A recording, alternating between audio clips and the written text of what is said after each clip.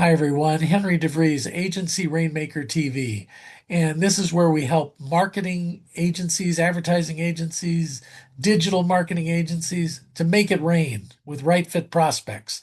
And I have an author and an expert in that field. He runs a growth strategy firm with offices in Austin, Texas, and the metro Miami area. Jerry Phillips. Jerry, how are you doing today? I'm doing great, Henry. Great to see you again. Thank you for doing this. Oh, it's my pleasure, as they say at Chick-fil-A, my pleasure. So, why don't you introduce yourself and your firm? Okay. The name of my company is Nine Runs, and it's a baseball thing. We've been in business for 21 years and focus mainly on industrial, commercial, automotive aftermarket distribution and manufacturing. Although we have a wide variety of past and current clients, that's really what our main focus is.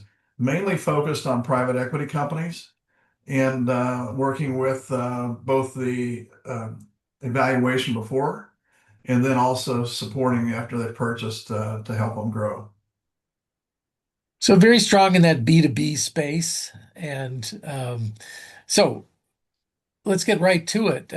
How do you find clients? How do you make it rain? I'm interested in how you got into the PE world.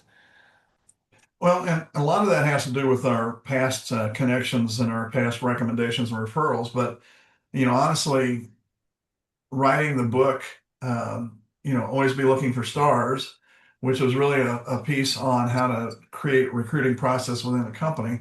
Uh, when you guys helped us with that piece, it really opened the doors for us to have conversations with a lot of different people. And I used the book as a marketing piece, sent it to a lot of my prospective clients, and it's worked really, really well.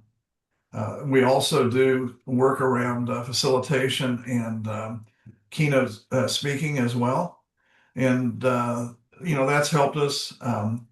Again, my background comes from the areas that we work in, as does my business partners.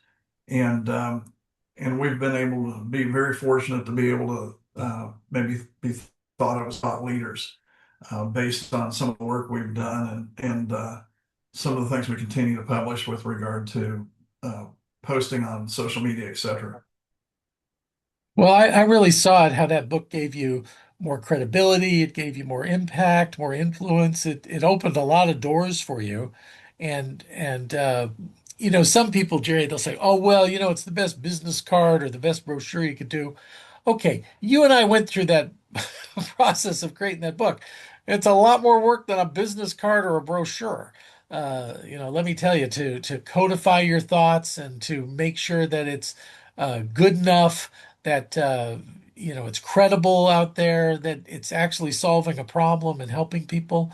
So bravo on that. Where are some of the places that you've spoken at? I've done a lot of work around with specific companies. I'll go into Uh-huh. prospective companies and do work around the keynotes, introducing what we do. Henry, as a quick side note, I spoke to a prospect in Atlanta, Georgia. Never met the guy in my life, and I was the CEO of a very large firm that does construction. And I said to him, I go, "How did you connect with me?" He said, "I have your book in my on top of my desk." He goes, "The pages are all folded over." He goes, "We do nothing but utilize your recruiting process for us to hire and build our company." He goes, "I give you a lot of credit for it." I was thrilled and a little bit surprised. I'd never met the guy. He, never sent him a book. He had ordered one off of Amazon, and off he went. I know the feeling. You get brought in and you're wondering like, what am I doing here? And then they're holding your book and it's, in chapter seven, I wanted to talk about that. And you're kind of like, what was chapter seven again? It's like, they're very much into it. So, uh, good. So, you weathered the pandemic. Um, you pivoted out of that. Any advice you have for any other business owner about that experience? Well, for one thing, you never give up. I mean, if you think about it, we launched the book, we published the book and launched it at the very start of the pandemic. What I did a couple of things. One is I continued to reach out and prospect while I was still doing that. And I used the book as I'd mail the book to people. I'd talk to people about that. The other thing I did, which was maybe a little weird and interesting at the same time, is I flipped part of it. So I took the book and I talked about how do you find stars the whole time, right? And then what I basically said during the pandemic is people were kind of, a lot of people were getting hired, a lot of people weren't. And I flipped it and said, okay, how do you find the right company? So I took it from Ah, a candidate standpoint versus um, the hiring company. And to that point, over the last basically 8 or 9 months, Henry, I've actually created an electronic or software version of how do you get to the right company. So I have surveys around culture, values, and then experiences. Not every company is sexy. Not every company has an easy way of hiring. Then I created a leadership alignment piece. I created this piece of saying, okay, based on the type of company, what's the preferences for the candidate? And then we took everything and made it electronic that's in the book right now. nice pivot. So, Jerry, I see we're almost out of time. Do you have anything you wanted to add or I didn't ask you?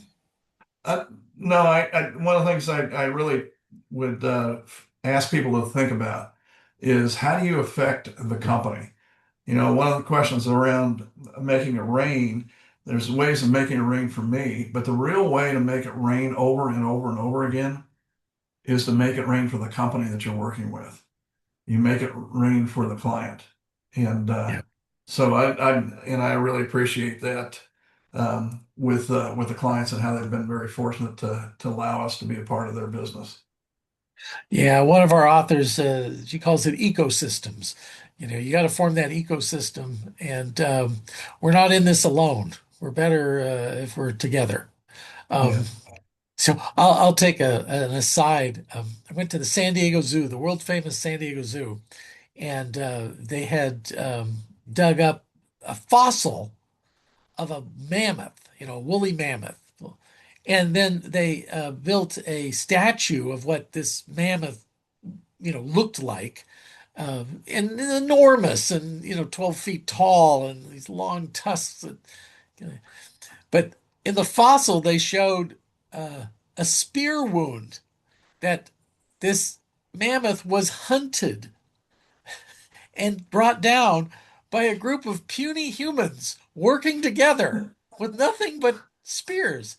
And I said, next time you're got a business challenge about how are we going to grow or whatever, say like, look, your ancestors were killing mammoths with pieces of wood and rock.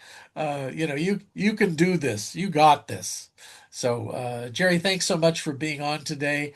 And to all the viewers, until next time, make it rain. Thanks, Henry.